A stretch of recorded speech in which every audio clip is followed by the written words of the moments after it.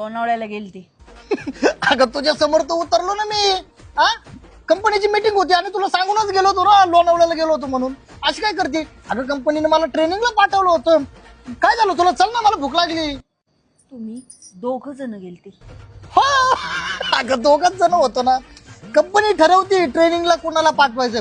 आता पिकनिकला जर जायचं ठरलं तर मी तुलाच नेणार ना बायको. काय तू? अगं चल ना.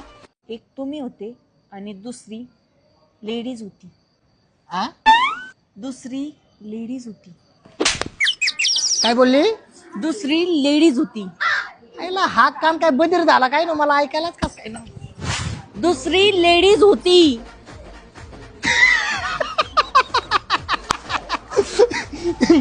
अगं तुला माहिती ना कामाचा किती नाद आहे मला.